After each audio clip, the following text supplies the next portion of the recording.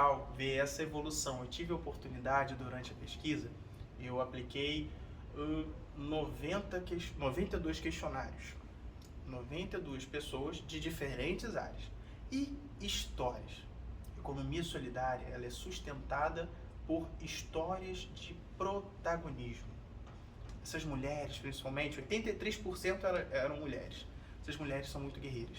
Eu conversei com algumas delas e elas relataram que muitas vezes elas venceram a depressão, a vontade de tirar a própria vida, pelo simples fato de estar ali vendo as pessoas comprando e admirando os produtos que elas produziram em meio a tantas dificuldades. Eu conheci mulheres que, por exemplo, saíam de travessão com toda a dificuldade de política pública de mobilidade urbana que a gente tem no município, e elas conseguiam, e às vezes participavam de uma feira, e aí da feira voltava para casa, para no dia seguinte voltar de novo com seus produtos, mas elas tinham a satisfação das pessoas estarem comprando aquilo que com tanto carinho, com tanto amor, elas produziram. Então, eu lembro que, aí como eu já citei, né, a UENF, na figura da ITEP, a associação, na figura do terceiro setor de rede de artesãos, a CAT, a Diretoria de Economia Solidária, todo mundo está agora com propósito, né? Todos entenderam a proposta de fomento da economia solidária. Uma coisa que eu gostaria de relatar, né?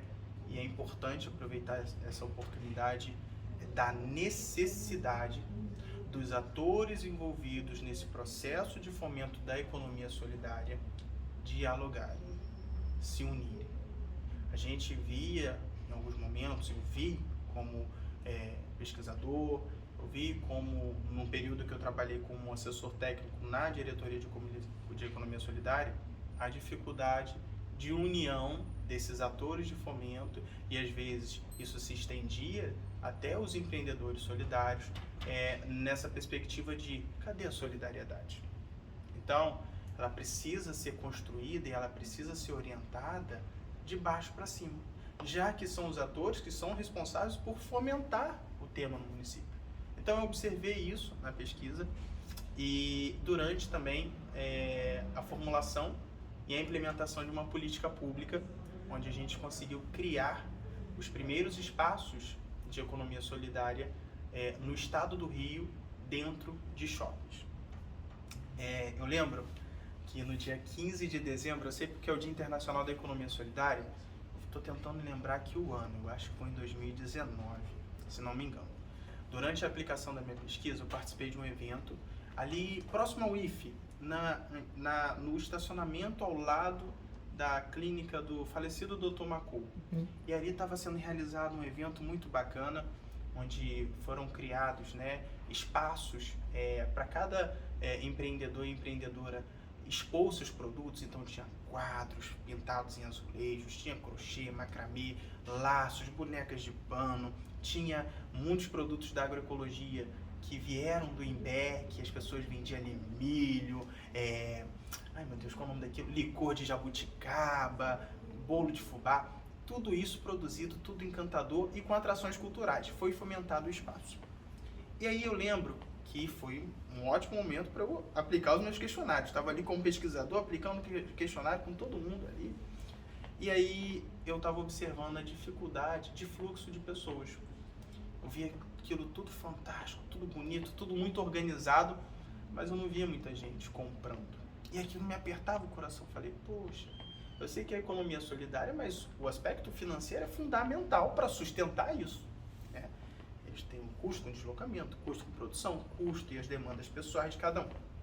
E eu fiquei pensando, poxa, qual lugar aqui no município poderia receber a economia solidária, apresentar a economia solidária não só como uma feirinha, fomentar o conceito da economia solidária, mostrar essas coisas belas, porque a gente ainda vê muito preconceito de simplesmente reduzir a economia solidária como uma feirinha.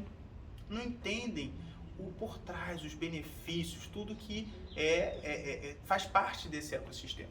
E eu fiquei pensando, eu lembro que eu estava aplicando o questionário para a dona Wilma, nunca mais vou esquecer. Eu estava aplicando e ela respondendo e eu viajando.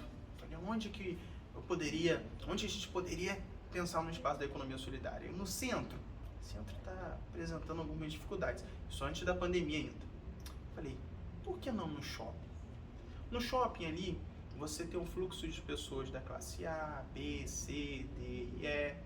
Você tem um fluxo onde as pessoas vão estar vendo aquilo, querendo ou não, o shopping, né, tem condição de abrigar e dar uma condição de, por exemplo, as mulheres, os homens envolvidos nesse processo deixarem os seus produtos de forma segura, não teriam dificuldade de vai, traz. Aí tem gente da Baixada, tem gente de Travessão, tem gente do centro, tem gente do Parque Califórnia, do Jockey. Então, de vários bairros, eles têm que se deslocar, levar e trazer todos os dias os produtos. Então eu pensei, por que não um lugar que funcionasse como uma proposta de economia solidária de forma colaborativa, onde ou se tivesse revezamento entre os artesãos para vender os produtos, ou até mesmo artesãos receberem para estarem vendendo aqueles produtos, e um lugar seguro, bonito, que fomentasse a economia solidária, que apresentasse de vez.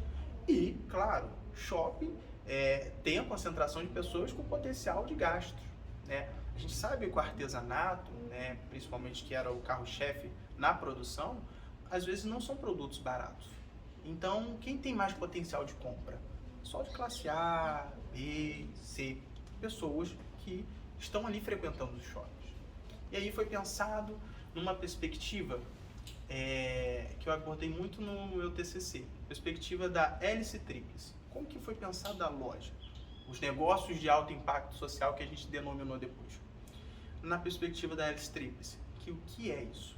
É a interação entre três atores. Hoje a gente já discute a quádrupla hélice, mas na época foi proposta nessa perspectiva, onde o governo, a universidade e as empresas iriam se unir em prol de uma ação, potencializar a competência de cada um nesse processo. Então, quem era a empresa? O shopping. A gente iniciou a primeira loja em 2021 no Shopping Boulevard. E aí o shopping cedeu uma área de 150 metros quadrados gratuitamente para a gente colocar os produtos e os artesãos e as artesãs lá dentro. E aí o shopping entrou com a parte dele.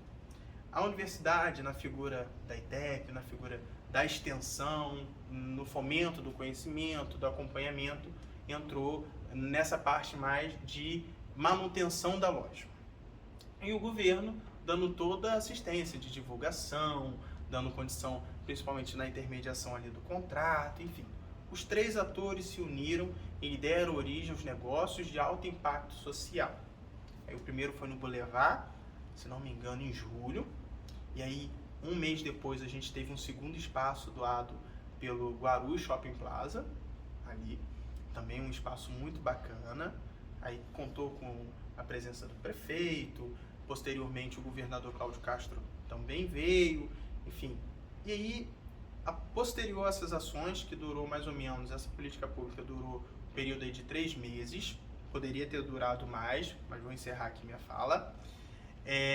A gente teve alguns resultados qualitativos e quantitativos muito positivos.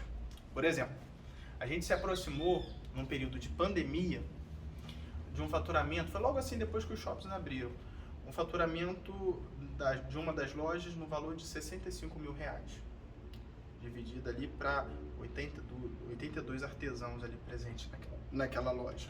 Então, qualitativamente, a gente já ouviu relatos de pessoas que falaram assim, nossa, eu estou em paz, eu estou conseguindo pagar as minhas contas. Isso num período de pandemia foi um desafio muito grande.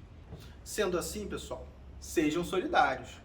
Se inscrevam no canal e façam com que esse conteúdo e tantos outros maravilhosos conteúdos alcance o máximo de pessoas e sim, mude vidas.